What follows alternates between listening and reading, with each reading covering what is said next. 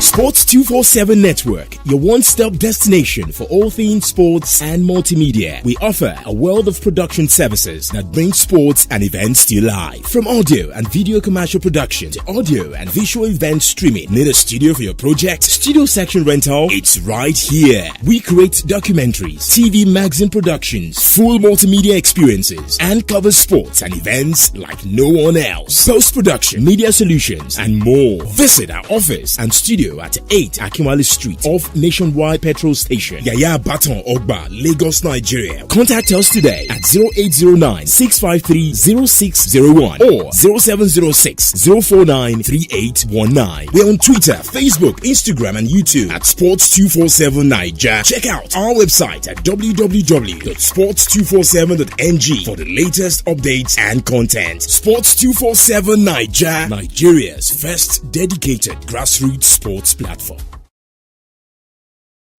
We are very sorry for the breaking transmission, but let's just go straight to the analysis of the bonuses protest before the match. What do you see about that? How does it affect the game and everything of you? The how, where, when, why does that actually happen right there in Morocco? Well, ill-time protests, because you don't do such things before the crucial game, just few days.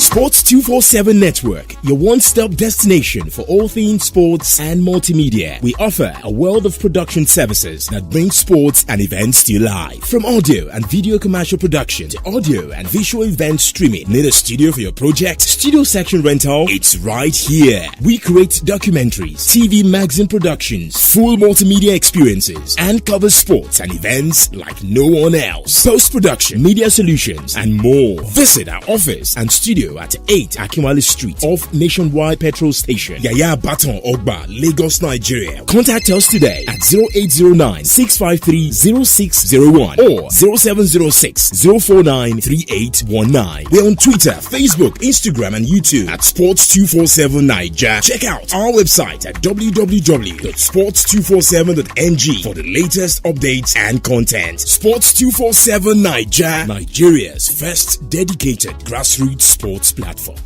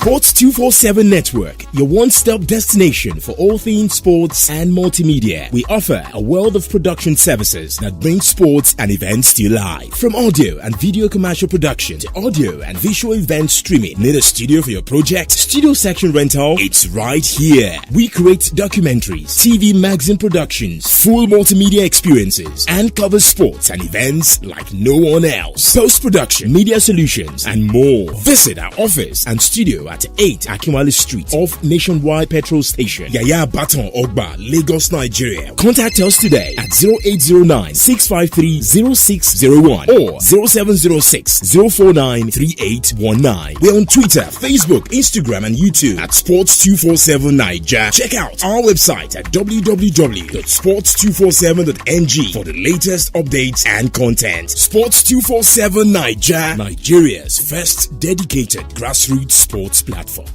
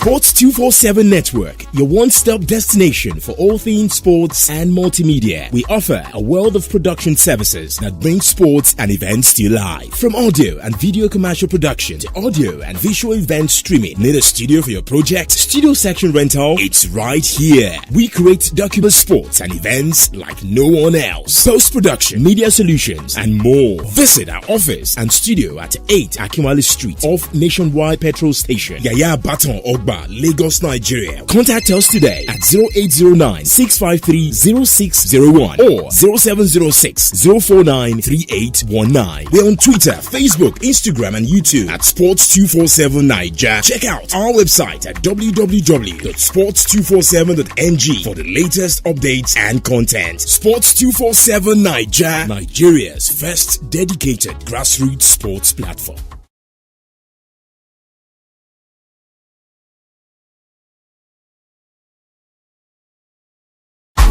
Sports 247 Network, your one-stop destination for all things sports and multimedia. We offer a world of production services that bring sports and events to you live. From audio and video commercial production to audio and visual event streaming. Need a studio for your project? Studio section rental? It's right here. We create documentaries, TV magazine productions, full multimedia experiences, and cover sports and events like no one else. Post-production, media solutions, and more. Visit our office and studio at 8 Akinwale Street off Nationwide Petrol Station, Yaya Baton Ogba, Lagos, Nigeria. Contact us today at 0809 653 0601 or 0706 049 3819. We're on Twitter, Facebook, Instagram, and YouTube at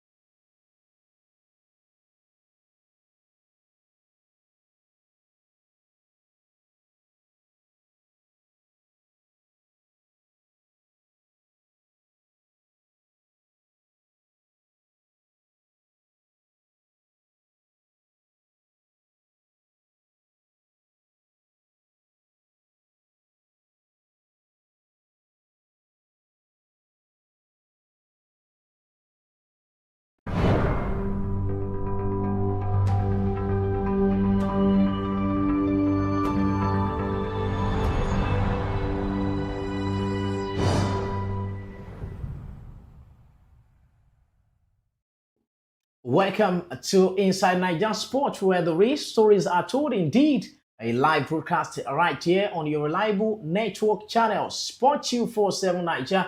One of the top stories we are actually talking and analyzing about is the issue of the bonus protest right there in Rabat, Morocco, for the Super Eagles of Nigeria, led by the captain of the Citrus, Ekong.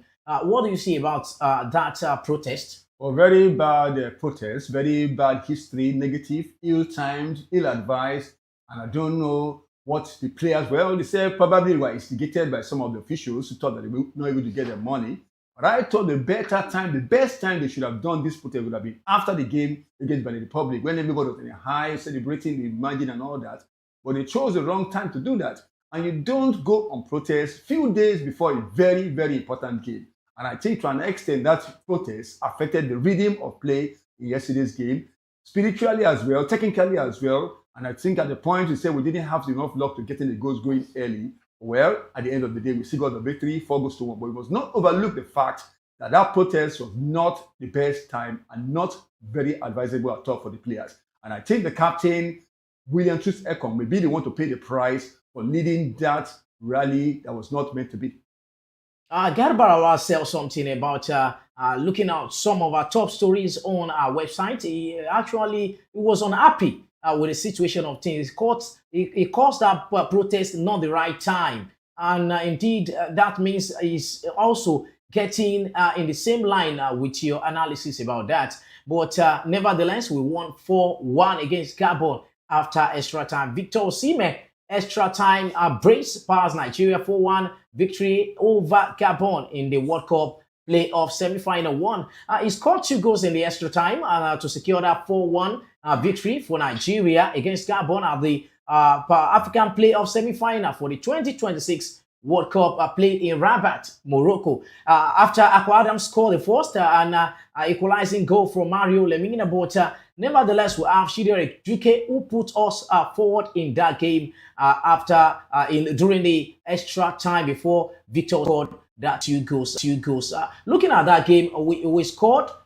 We conceded late in that game. What can you say? Because we have a lot of chances to seal that win in the 90-minute game. If that game couldn't end in a penalty shootout, maybe we should be out right now. Oh, well, of course, I get the feeling so that we could have been out. You even remember along the line, the Gabonese were even begging for a penalty from the VAR situation. So probably they were saying they were relying on the penalties, and the way they took the game, very cautious, very tentative, as if, well, let this game go into penalties and we're going to carry the day. It could have gone their way as well. But all's way that ends well. And you just mentioned, of course, Victor Osimhen. You remember even during duration time, he lost a sitter. On a good day, Osimhen would have scored that goal. And I say, yes, the bad spirit of the boycott was have affected the Eagles at that point in time. And there's going to be bad luck following a bad decision by the players. But at the end of the day, the prayers of millions of Nigerians who are yearning, who are very, very eager to see us play at the World Cup, must have been answered by God at that point in time. That Osimhen, who lost the sitter, God now reminded us and said, well, you deserve to be there. You almost bungled it for yourselves, but take your bargain. And eventually, extra time, the Gabonese were all tired. They were fatigued. They were worn out. They never prepared for the extra time. They wanted the game to go into penalties and all that. Maybe they were thinking about straight to penalties, but it was extra time and they could not sustain it any longer. And big up to Victor Osimhen. He's our hero. He continues being the man to bear the cards. And there's one good thing about Osimhen. During the protest, we had it on good authority that he was not in support of the protest. He said, no, we shouldn't protest at this point in time. I like the spirit. I say, watch out for the next captain of the Super Eagles. There. But before I go there, 120 minutes of game played and indeed 5 goals scored. With that, we book a final clash against DR Congo. But yet, in that game, after Nigerian match that extended to 120 minutes, we need to wait behind just to see who we will face on Sunday. But indeed, it was not Cameroon. That is our neighbor there, but Democratic Republic of Congo. Looking at this now, does that 5 goals or 4 goals from Nigeria be a signal or a message to DR Congo in that final on Sunday? Oh, of course, it's a message to DR Congo to be prepared, to get ready. And of course, they're going to come out with a negative approach. If we're talking about packing the bus, I'm not going to be surprised if DR Congo waiting around the corner. Now, Nigerians might be the fans, might say, well, DR Congo, it's not a big country. They don't play big football. Cameroon, a bigger name and all that. Our players might be saying, yes, against Cameroon, it would have been a bigger fish to kill. So they would have said, let us be prepared. So there's a tendency that we could get complacent against DR Congo. So my warning to them, I know they will be listening to us and watching us, is that what? Don't go there resting on your horse. Thank God the Chell yesterday, he said, it is not yet time to celebrate. Don't smile yet until after the final whistle on Sunday. It's just telling us what? If you give yourself vulnerability, you could go down. So I say,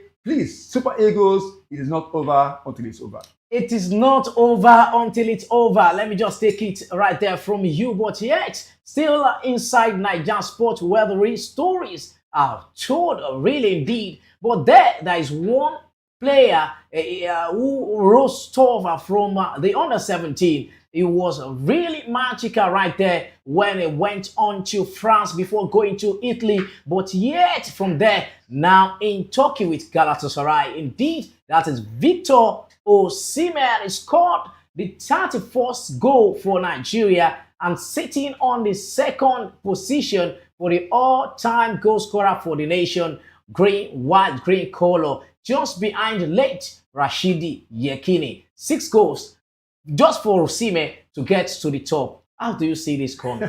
Well, 6 goals for Osimhen to get to the top. Well, I could say 2 matches for Osimhen to equal Rashidi Yekini's record. I could say so because he scored a hat-trick against Benin Republic, almost scored a hat-trick yesterday. So that means if he scores hat-trick in 2 matches, he has already equaled that record. Well, that's like a joke.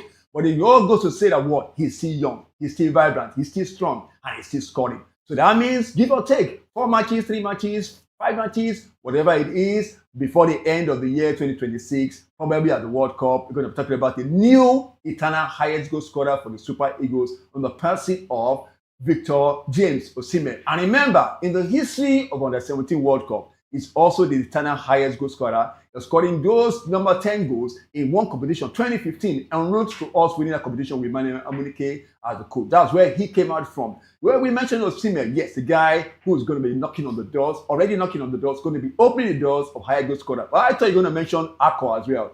Adams Jerome Akko, another striker to watch out for. He also scored the first goal for Nigeria yesterday. You could say on a pattern of goal, but some players could miss that one. Akko has played 3 matches for the Super Eagles. He has scored 2. I could say Osimhen moving on, Akko following him. We have 2 good strikers to watch out for in the days to come. Really, indeed, Akko and Adams has already unveiled that Victor Osimhen is a mentor for him to rose tough high there. Right, he plays for Sevilla right there in Spain. But looking at the top rank of the highest goal scorer, we can see it was a milestone achievement indeed for Rashidi Yekini since the early 1990s, but yet Osimhen is getting there gradually. Rashidi Yekini have 37 goals in 62 games. Victor Osimhen 31 goals in 46 games, but yet we can see Segun Odegbami, the mathematical, also on the third position with 23 goals, 47 games, and Yakubu Ayegbeni on 21 goals in 58 games. And on that list, the top 5, we have Ikechukwu Uche. You remember that name? Yeah. He has one of his siblings also playing for Nigeria back then. 19 goals, 46 games right there. But yet, looking at his stats, Victor Osimhen stands as one who have the highest percentage towards his goal ability and the range of goals he scored for the white crane, that is Nigerian Super Eagles. Indeed, that is what we are clamoring for. Those, in your own view, do you see Victor Osimhen getting this last line and standing tall to be one? Do you see any player coming forward? You've mentioned of Akko Adams, but is there any player getting much more closer to Victor Osimhen or breaking that record in future? Well, I think the only other player that within range now could be maybe Tolu Arokodare. Yes, Tolu Arokodare also appeared to be great. It would have been Boniface earlier on, but unfortunately, things have gone downhill for Boniface, even at club level. So I think the attention has to be upon, yes, Tolu Arokodare and the new one, of course, Jerome Akko. Let's see how it goes. But of course, Osimhen, way above all others. And he deserves everything that's coming his way. He deserves everything. What? Because it is determined, it's strong. You could see the fire in him. You could see how the zeal, the passion. When he lost that goal, he was like, wow, how could I have done that? And he apologized to his teammates. So he has a good mentality. He has a good character. He has the demonio. He has everything going for him. And of course, he's also very, very humble. So I think he deserves everything that's coming. That's why God said, yes, the team probably could have been punished, don't qualify because of the boycott, but because of spirits like him. And of course, there's also Calvin Abassi, and there's also what Benjamin Fredericks. Because of those 3 of them, I would say Super Eagles should also win on Sunday and also get to the World Cup after Intercontinental. But big up to Victor Osimhen and a great one coming for him. CAF wrote something about it. They say, what? You hold the ground. they'll hold the ground, the full ground. And I think Osimhen really full ground. Really, indeed, in the game yesterday, Osimhen was revealed, indeed, that after losing that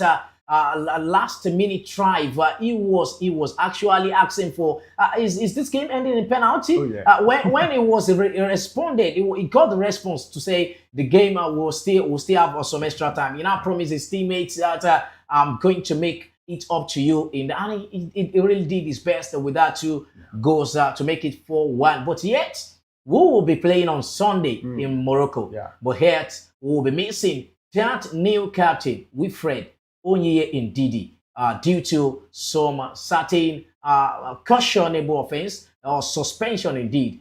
Would that be a concern for Nigerians? Oh, definitely has to be a concern for Nigerians. Remember, he got the goal, the assist on the second goal, a great pass that he put through for Chidera Ejuke to put the ball in. And apart from that, he's holding position in the middle of the park, although he's not playing as well as he used to play, but you can't take away experience from that place. Definitely, he's a great player, one respected, and there's also something about the opponents when they see certain players, their names alone, also was send shivers down the spine. So yes, Onye accumulated card, he got a yellow card yesterday, and of course that's why he's not going to be playing. So Osimhen too was on a yellow card. Let's hope he won't get another one, because that will rule him out after we win. He could rule out of the next game. So Ndidi is not going to be there. So who comes in is the big question now, and all attention is now moving towards Onyedika. So who can it be? Onyedikachi? Something like that. So I think, but let's watch out and see who's going to bail the cat in the middle of the park. Surely we're going to miss him in that position. He's the one that holding midfielder and holding the park. So who's going to be the captain? Probably Ekong will come back to the starting lineup.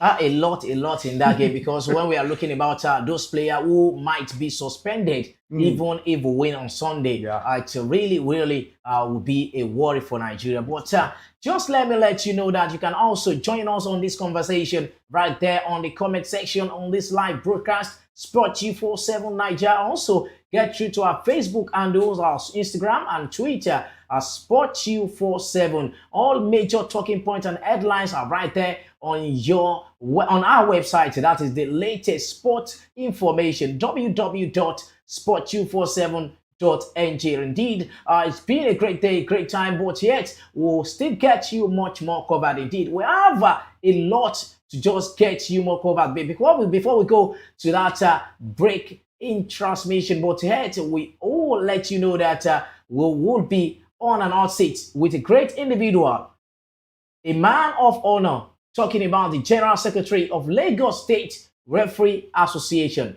Dele Atol, will be on the hot seat today to also shed more light on some major talking points who will drive you at this hour. But yet, let me just let you know that we have a lot at stake. We'll also go straight to the Grassroots Spotlight, where we will tell you about what happened right there. Just sit around the corner, just wait, and also share to your neighbors that we have them in box right here. The athlete corner is here, and also don't forget the fan zone. The 12th man will also be really entertained on the show. Inside Naija Sports, where the real stories are told.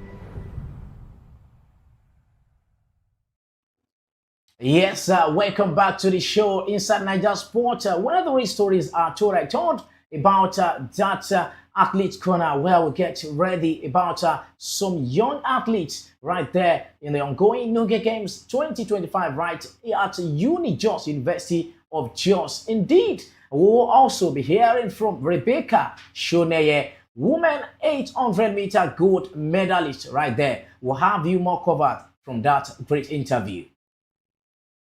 Being able to participate in it. Rebecca Shoneye has just won the women's 800 meters at the ongoing NUGA Games in Plateau State. Rebecca, your medal is the first medal in athletics in this competition. How do you feel being the one to win the first medal?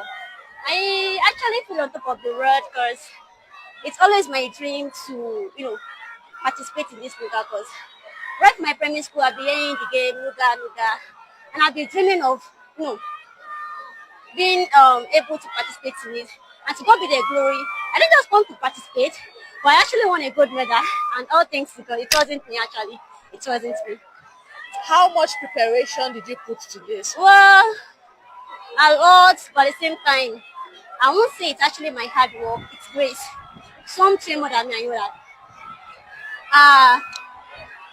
Morning, evening, and sometimes I go extra meal, to make it up to myself that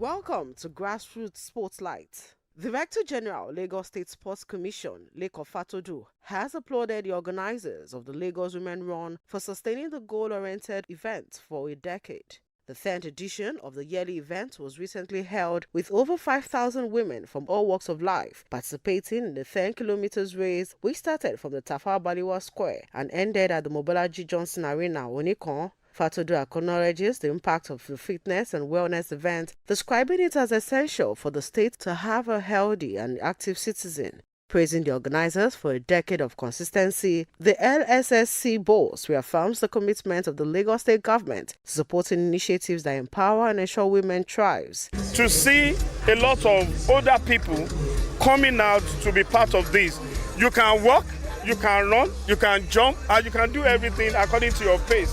But what is most important is consistently Lagos State is promoting health and wellness, because we know that all of these activities have significant impact in our socio-economic efforts and outcomes. Coordinator Lagos Women Run, Tayo Okpukwola, says the event had provided long life-changing opportunities for women, providing platform for participants to prioritize their well-being, network, and attain socio-economic development. Okpukwola lauded the commitment of the Lagos State government and thanked corporate sponsors for their continued support towards the success achieved over the years. You see women coming together, you see a lot of women being there, you see a lot of women opening up, and you see women celebrating themselves. And Lagos Women Run has given that platform where women come from different parts of the world to celebrate themselves, to network themselves, to see how they can share one or two things together. Lagos Women Run has been able to create that platform.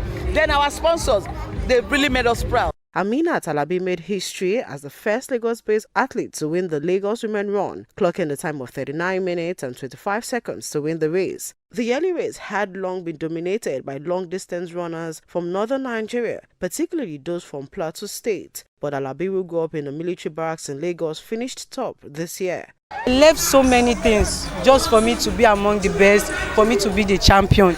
And I pray to God, because they always said, when you focus, you will get there. So I just make sure that I focus throughout Thursday to Friday to this time. I was sleeping, thinking, no rest. I was thinking so many things that am I going to be among the top 3, that I have to do it.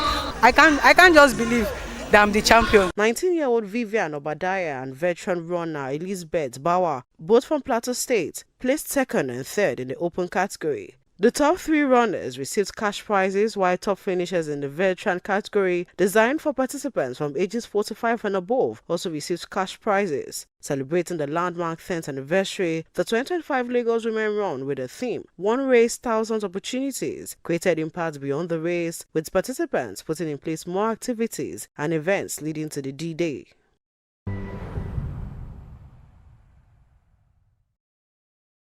The second edition of the Under-16 Mainland 3-on-3 basketball tournament for secondary schools was concluded with intense finals across both basketball and esports.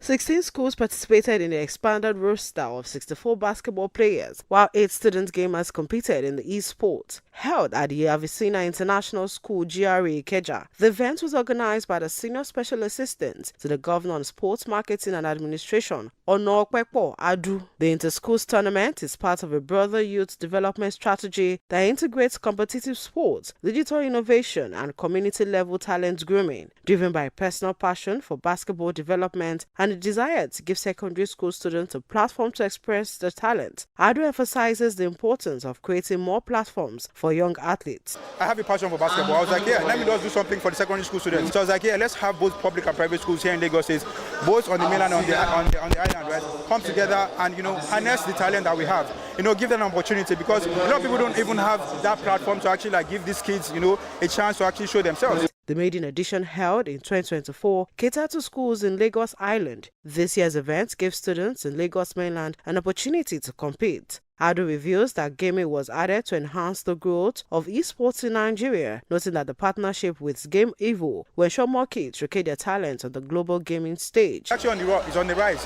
And we know that people are actually making money. So we're partnering with Game Evo, thanks to them. They actually have the setup here. And the thing is that they're actually going to give the person who wins the competition, a chance to actually play in their studio for a year, free of charge. So that's something we're trying to do, actually grow the game, esports, through this competition. So that's really the aim for that. Hopefully next year it grows bigger than that. Senior Special Assistant to the Governor on Sports, Damilare Orimoloye, expressed delight with the tournament's blend of private and public school students. My joy again in this tournament is to see the private school athletes and the public coming together. So it speaks more to the collaboration and to bringing the children together. So now we are not saying it's just government alone. So we're having the private to have a few, just like a cross-cultural among education, which is a welcome development, which is something we love to see.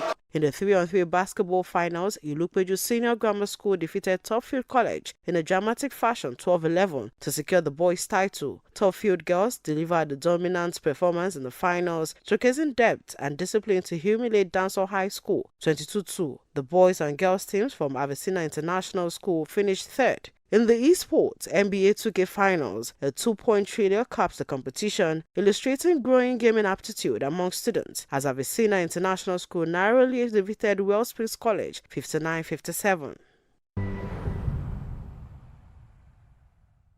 FZB Sports Club are champions of Ikeja Divisional Football Association League after winning the Super 4 playoffs recently concluded at the Prince Alade Sports Complex in Command Yanokwaja. The champions overcame all oppositions in the season-ending Super 4 to claim the title and punch their ticket to represent Lagos in the National League Amateur League 1. The all-conquering FZB SC defeated 2-2 Atlanta Football Academy on the opening day of the Super 4, scoring 3 goals without conceding. They also whitewashed Prolific Stars Football Club by 4-0 and Edge Unification Football Club by 3-2 on the final day to confirm their superiority in the league. FZB demonstrated the attributes of a worthy league champion from the start of the regular season, playing 10 games, winning 7 games, drawing 2 and losing only 1 game to amass 23 points and score 25 goals. The team on the final day scooped all available honors, from the best goalkeeper, which was won by Raji Sadiq, to the best coach of the tournament, scooped by Olushola Ogundare. Darlington Udubueze, who scored 6 goals from 3 games in the playoffs, emerged the highest goal scorer. With this feat, the team will now play in the State Football League, while it is also preparing for the NLO1 COM 2026. First game we played very well, the second game we played very well. I thought maybe because we are very comfortable doing the league table, that's what makes us in the third game. Maybe we are a bit down, but we know by now you should know what we are capable of. So the third game, I can say we played maybe 70 over 100. So we try our best. It's more far better than the last year, because with the last year we came third, and this year on we won it. So it's very far more better than the last year. Since being a coach, this is my first award, which I'm very happy for it. So I pray I'm going to go higher more than this. Present at the final of the playoff is the chairman of the Lagos State Football Association, Liamid Gafar, chairman the Ikeja Divisional Football Association, Taiwo Alagbe, and other dignitaries in the Divisional Association. Para-soccer teams in Lagos treat spectators at the Babatunde Fashola train station ground in Agege during the one-day tournament held to commemorate this year's World Polio Day. Despite physical challenges, the athletes showcased remarkable skills and determination, captivating audience with their performances. Organized by the Polio Rescue Association, the match featured impressive displays of football artistry from the players as Team A claimed victory over Team B in a thrilling 5-goal encounter. Watched by a celebratory crowd, the event serves as a platform for advocacy, raising awareness about polio and promoting rehabilitation efforts for people living with disabilities. Convener of the event, Olugbenga Kuye, called on government to provide financial assistance to people living with disabilities. The former chairman Lagos State Para-Soccer Association expressed delight at the team's performances and reviews plans to host regular tournaments across the 5 divisions of Lagos State to further engage the community. He commended the Lagos State Sports Trust Fund for its continued support, urging the media to amplify awareness and encourage contributions from government bodies and well-meaning individuals. The Lagos State Sports Trust Fund, who made this possible, they did it for us last year, and now they made it possible for us this year. We are grateful for that. But we want it on a larger basis. We want to organize tournaments at the divisional levels. We want to get more people involved, create an explosive joy like you see here. The Polio Rescue Association's annual Para-Soccer March in celebration of the World Polio Day began in 2017 and continues to be a beacon of hope and advocacy for polio survivors.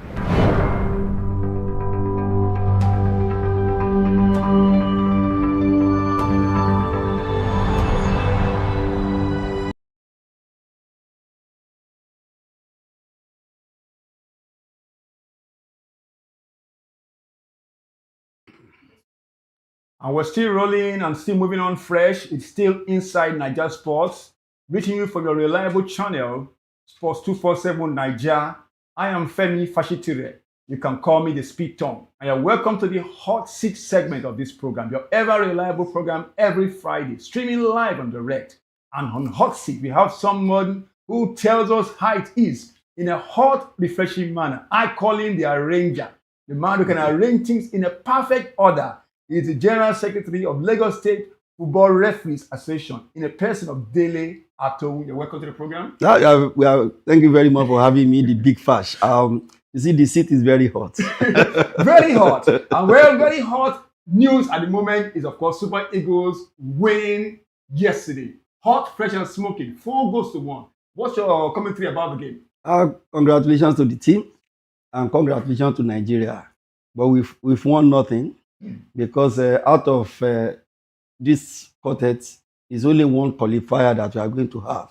And even after, God's willing, after becoming that one qualifier, we have still not qualified. We still go for intercontinental playoff, where we hope and pray that we are one of the 2 qualifiers there. So the qualification has been brought to life.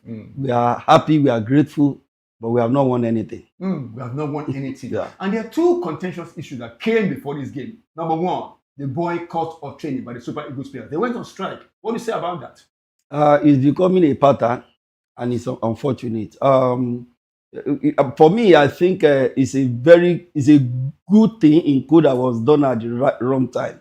What do I mean by it being a good thing? Is there even the Bible says that the labor deserves its wages. And if they are being owed, they deserve to be paid. And if they are not paid, they deserve to demand for it. But the problem is that the time they demanded for it was not good enough for me. But since they've been able to do that and also were able to win the game, I think that became inconsequential now. But we hope that our administrator will be able to learn and know that this should not be a pattern for us. since I was born till now, there are several times that Super Eagles have done this. And we know several countries did never do this. So why should it be Nigeria at all times? From generation of one player to another generation, people, Super Eagles players going on strike to demand for their benefit is uncalled for. So NFF should wake up. They should wake up. The other issue now before the game, you are a referee. We are talking about a referee from South Africa, and somebody said we should protest. In fact, there's even information that maybe NFF did protest. What about it? Any issue about that? I hope the information that NFF protested was not true, because that protest will have been baseless. What are we talking about? We are the same group with South Africa. South Africa went ahead to qualify for the World Cup. The Nigeria result in playoff, does it have any direct or indirect impact on qualification of South Africa? The answer is no. So we are protesting on one. So because we play in the same group now, maybe henceforth South Africa referee will not officiate our games. Zimbabwe referee will not officiate our games. Benin Republic referee will not officiate our games. When we go to Nations Cup, all the countries from our group, their referee will not officiate our games. Perhaps Nigeria referee will also not officiate games from those countries. For me, it is not like that. And I think it is what we do in the league that we have taken to the world stage or to the continental stage. Because in Nigeria, we know that people protest for so many reasons. You can say because a coach is from Lagos State, for instance, and that coach is coaching a team in Ibadan. You can say referee cannot come from Lagos State to officiate when a team from Oyo State and Ogun State is playing. These are the baseless protests that we have. So like I said, it's not, for me, as far as I'm concerned, there is no official statement to the fact that we actually protested. And if you have done that, that will have been baseless. And thank God that the South African referee officiated the game and we won. And I didn't see it anyway. There are some people that felt that the officiating even favored Nigeria. I didn't see that. We're talking about officiating, whether it favored us or not. There was a penalty call that Nigeria said we should have got a handball first half. But at the end of the day, later on, South Africa and Gabon also had their own call for a penalty. Will you say maybe the calls were both right? Well, it is said that if the referee did not see it, it didn't happen. Oh, well. But we have a VAR in the game, and the first call was not even checked by the VAR. That shows, because before handball can be categorized to be an infringement, it has to be with movement of the hand towards the ball. There must be a deliberate movement by the player to have moved towards the ball, and in this case, it's a case of ball to hand. That is not, and that is why the VAR did not check it. For the other one that the VAR checked, that is against Nigeria. For me, I also saw it. I saw the tugging, and I felt that the consideration would have been, even without that tugging, that player wouldn't have gained control of the ball. And if there is no control, there cannot be a goal. But whichever way, I think Nigeria was very lucky, because on another day, by another referee, if for a minute that referee has thought that this is the country that protested against me. So eventually, because the truth is that before VR can even call a referee, they must have believed that the referee made a clear error. That is why they call the referee. And for the referee to look at it and see stood by his initial decision is a great one, brave decision by the referee. And it's a very good thing, because if he has awarded the penalty, nobody will have blamed him, because it's within borderline. So congratulations, Nigeria. Congratulations. But if it is in your favor today, it can be against you tomorrow. Okay, before we go to the final on Sunday against DR Congo, you spoke about the Nigerian league earlier on. Now I'm going to put you on the spot. Nigerian referees. Why is it that when it comes to continental competitions, Nigerian referees are not selected by CAF, talkers of FIFA, or stamping? This one is another section on his own. Thanks about it. But the truth is that at the World Cup qualifiers, when it started, Nigerian referees were also part of it. But the truth is that as the games are becoming fewer, and the referees will also becoming fewer. And when the referees are becoming fewer, they're also ranking in referees. All of you can be wearing white badge. That is the FIFA badge. But among the white badge referees, we have elite, A, Elite B, we have C, we have people that are not even ranked, but are also FIFA referees. So at the beginning, it's a game for everybody. But when the game is becoming fewer, like the one we saw yesterday, even the qualification is over, we are talking about the playoff now. At this point, we have a referees that are in Elite A. And in Nigeria today, among our FIFA referees, do we have a referee in Elite A? Yeah, yes, we have one. Oh. And that is Yemisi Akintoye, that happened to be a lady. Okay. And I don't think an Elite A woman referee will be deployed at that level. Maybe if it were to be the women version, Elite A woman referee can be deployed. So I think the problem of Nigeria referee not officiating at a particular level. Sport 247, we have to do another section on that, because the truth is that it's combination of several factors. Combination of several factors. But let's continue to push well. Let's those of the federation, on behalf of Nigeria Football Referee Committee, to ensure that they badge the right people. And for the referees too, when you get the badge, you should also aim for the high, because we have seen sometimes that good projects will be badged. Now, when they get the badge, they become very comfortable that they don't want to go to the highest. We have seen people that have good potentials that are badged, but when they begin to travel from one country to another, when you travel from one country to another, you are paid in dollars, and you begin to change these dollars to naira. Lifestyle is going to change, and when the lifestyle change, it can affect your fitness, it can affect your physique, it can affect so many things that will not advance your cause as international referee. The competition is very high. They say lonely at the top. Lonely at the top in that case means that the top of refereeing can only accommodate very few people. And that very few people, you need to be above everything. Fitness, your knowledge, your understanding, your control of the game, for you to be part of them.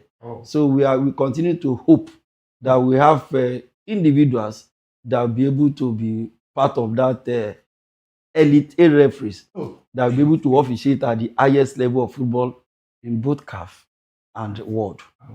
Oh, well, I remember the days of Chukwujeku, Edozie, Lanosumba, Ukubule. You see, 4 men, all of them were still strong. Now, you just mentioned earlier on about a lady. What about the men? What about you? Can't shoot. What about the men? Okay, so... including you. Okay, now, you mentioned Okubule. When Okubule died, I was doing a research about him. And I discovered that as at 1986, Okubule was in World Cup, under 20 World Cup. As at 1986, in Nigeria, was in World Cup. As at that time, there was no West African referee that has gone to that level. And so many African referees have not gone to that level. How we were able to produce referee at 1986 World Cup that officiated about 3 games. And we could not build on that from 1986 to date, beat my imagination. As at 1994, 1995, we have Bola Abidoye at the 1991. As at 1991, we have Bola Abidoye at the Women's World Cup. It's 91, 95 at the Women's World Cup. She was also at Olympics. Unfortunately, after that, we're not able to replicate that. So sometimes we have these people. We have Chukwujeku was at AFCON. Imiere was at AFCON. We have Olaniyan at AFCON. We had these people, and unfortunately, we did not leverage on what these people get to be able to continue to produce people. The victory of yesterday is not useful for today. So that you have somebody there yesterday, somebody will say, I get time before not be property. And you also mentioned me. Another story for another day. We have limited time. I would have gone to come and mention it all the way, but the problem. Okay, another story for another day. So I'm going to be bringing you back here. So let's look ahead now to Sunday. Sunday, Nigeria, DR Congo. Super Eagles against the Leopards. Who's going to win that game? What do you expect me to say? Maybe it could be realistic. But the truth is that before that game, I actually wanted Cameroon. Okay. I have this belief that the bigger the opposition, the more serious our Super Eagles. But somebody was telling me earlier that these categories of Super Eagles, they don't think that way. That again, that it's DR Congo. I watched them yesterday. It's not a team that I'm so familiar with, but I saw their game yesterday against Cameroon. It's a game that the team that also have resilience. They showed that they needed it, and they were also very lucky to have the goals just before the end of the regulation time. So I believe that Nigeria Super Eagles, they know that Nigerians, we are very hungry. We are going to be the hungry of the two teams. I hope that we don't. We have our conversion rate this time around desire, because we missed some chances yesterday that will have ruined the opportunity for us. I hope that does not happen on Sunday. I'm looking forward to our victory, because like I told someone earlier, when we qualify for this playoff, as I believe that the calf leg of this playoff is going to be tougher than the continental leg of the playoff. I believe so. Yeah, so I believe that if we can qualify at this point, we are like 90% at the World Cup. So though the 10% will still be costly. But against DR Congo, I believe that if we are smoky as we are yesterday, especially at that 30 minutes, if you can replicate the 30 minutes, the last 30 minutes of yesterday, the beginning of the 30 minutes of the game on Sunday, we are going to win. Okay, let me chip in one more question. Time is really fast spent. You said we should forget about the boycott. Well, but I say, the past catches up with the present and the future. Now, Wilfred Ndidi is not going to be playing on Sunday because he had another yellow card, accommodated card. That means Ekong might be, or should be coming back. But I think there should be a scapegoat for that boycott. Don't you think Ekong should be dropped from the Super Eagles? Well, I don't think so. The thing is that it's just the captain of the team. I don't want to believe that because he's the captain, he should be the scapegoat. Ekong as an individual may not be in support of the boycott of the process, as it were. But the truth is that he cannot come to the public and say, I'm not in support of this. He's the leader of men, not just men. He's leader of people that are millionaires, big people, stars, and all that. You will know that it's very difficult to control this set of people. So I don't think Nigeria should be looking out for a scapegoat in this situation, especially if, despite all, we are able to qualify. It will be very bad for us to be looking out for a scapegoat. We should let bygone be bygone and forestall this from happening again. Like I said earlier, it's becoming a pattern. So for me, we should not be looking out for a scapegoat.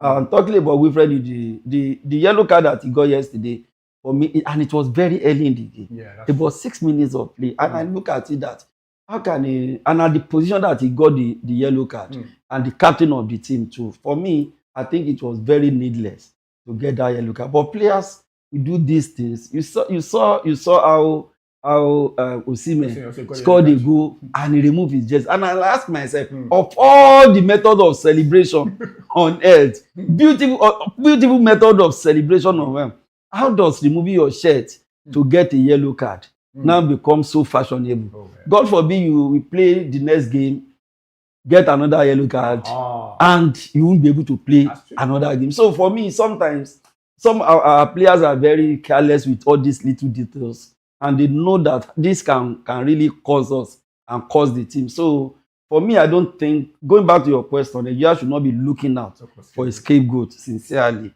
if you want to be serious. Because the truth is this is a team thing. Even if you look out to punish someone, other members of the team may not take it kindly. So it could also be an issue on its own. So we should not be looking out for a scapegoat.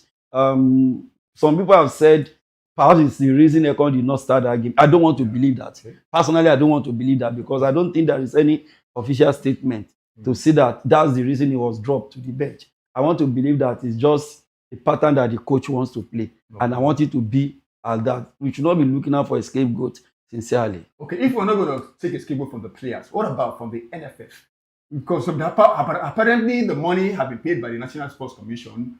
Dico says so. That they're giving them money. So, and the NFL, I mean, they don't disperse the money. Or do you have anything contrary about that? NFL, are they culpable in these allegations against them? You see, the truth is that some of these people, you take what they say with a pinch of salt sometimes, sincerely. I just want to say that let's just, our concentration now should be on football. Sincerely, our concentration now should be on football. It is not what people are paid or what people have not paid. Because the truth is that commission can come out and claim that they have done this.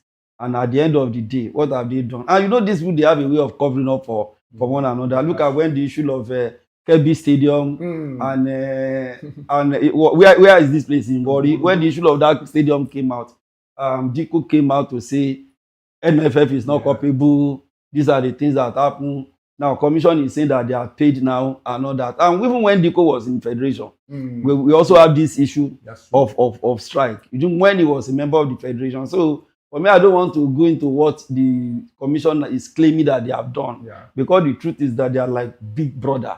Even if they have come to tell us that they have done this, NFF will not come and tell you that they didn't do it.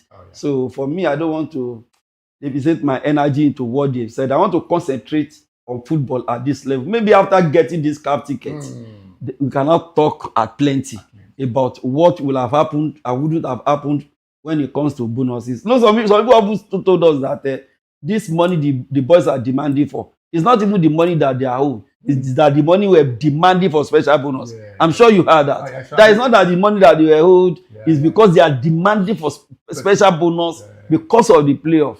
How can you put us into condition of playoff that we shouldn't have been, and you are demanding special bonus for the player? Because ordinarily, when we saw the group, we thought that we are going to qualify without any issue, and it would have happened. But for the draw that we play against Zimbabwe at home and all that, so and some people also came and said, okay, it is bonus that has been held since 2019. You know, some of these things you never know what is the truth or not. So that's why I said that the discussion that should dominate the airwave now is footballing discussion. So when we deal with qualification, we have a lot of time to discuss what will have happened and did not happen when it comes to money. Well, of course, when it comes to money, sorry for another day. I could say yes, it has been really, really hot today. And you have just very put hot me on the poster as well that we should get somebody on the inside to come and talk about this boycott matter in days to come. But for now, we're counting down to Sunday. And that's going to be the big day. Well, of course, you say, what else could you say but that Super Eagles will win? And I will, as Nigerians, we say yes, Super Eagles should win. How many goals do you think we're going to be there? Let's just win. Let's just win. But what I want is this. Let that be early goal. You see this not scoring. Can I make a conversion? Yeah, go ahead. Do you know that game yesterday, I didn't watch it much? Oh, why? Sincerely, I was just afraid. You see, I'm a kind of person that result like that can really affect me. So I will just tune in, watch like 10-15 minutes. When I see that, do you know what happened? When that VR was about to happen, I switch off. Oh, we did? I was on the edge of my seat. Fortunately, unfortunately, I have some radio stations that have issues that when Nigeria play, they call me live to start asking. When I saw one of the calls, I switched on the phone too. I switched on the phone too. But eventually, when I saw that, okay, the penalty was not awarded, that's when I now look at it later and I begin to think of the consideration that will have been going through the mind of the referee at that time. So, this is how this affects me. And I also know that it affects so many Nigerians. Yeah, sure it does. So please, Super Eagles win. And when you want to score, don't delay. Score like 2 in the first half. When you score like 2 in the first half, you know that Ibad, they must score 1 before they score 2. That's true. So 2-0, I will be okay with it. I don't want scoring 5 goals during the extra time. I don't want extra time. It's useless. Scoring plenty goals during the extra time. Let's do the business. First 20 minutes, 2 goals. Let's get it done very early, so he says. A big one, no doubt about it. I remember the Nations Cup, yes. Many people died when Nigeria played against South Africa, and the match was so much filled with so much thrills, a lot of tension and all of that. Now, this time around on Sunday, nobody must die because of football. It has been a pleasure having the General Secretary of Lagos State Football Referees Association, Mr. Dele Atun. Thank you for coming. Thank you for having me. It has been a pleasure. And I am still the speed tongue. Femi Fashitire is still inside Naija Sports on Sports 247 Naija. Don't go away. We'll be wrapping up after this.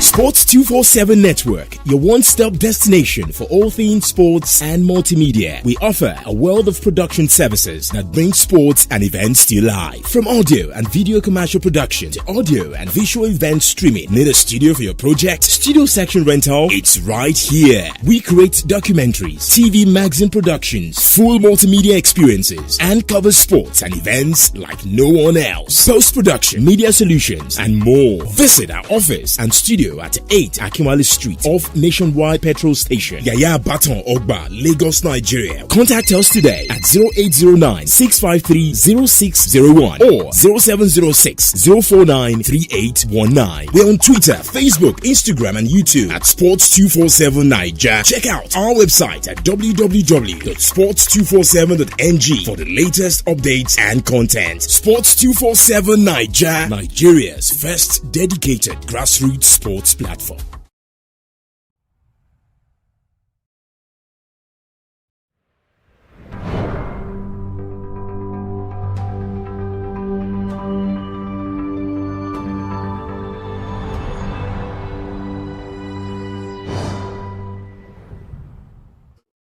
It's been a lovely show indeed inside Naija Sports, where the race stories are told. Indeed, today has been a real time out. As you can see, major analysis on every aspect of Nigeria, of the state of Nigerian football. And I'm very sure that the darkness is no more, but the light has been really revealing from much more analysis right here on the show. I am Abiodun Gubayo, but yet this day in Nigerian football, in Nigerian sports, and we have the presence and the appointment of Bukola Olopade from the Federal Republic of Nigeria. The Grand Commander, President Tinubu, appoint Bukola Olopade this day. Is a year today indeed. That's a remarkable journey for the man. What have you needed to say about the DG? Yeah, very remarkable journey for him, and I say congratulations to him and happy anniversary. We call him Ozogula. Ozogula used to be the name of a footballer back in the days. Yes. Very rabble-rousing footballer. And because this man too, Olopade, has been touching almost every aspect of Nigerian sports, athletics, promotions, football, even boxing, Neola sports and all that. So I say he's a man of many feathers and he's still waxing on strong. And I see many more years to come for him. Congratulations. A great one indeed. That is the DG, Bukola Olopade. Right here, we'll also let you know that football is just for you. And also sport is another thing entirely to make you fit anytime, any day. And also don't forget that life is measured not by the quality of brutality to destruction, but by the quantity of service to humanity. I am Abiodun Ogunbayo. Once again, I am Femi Fashitire.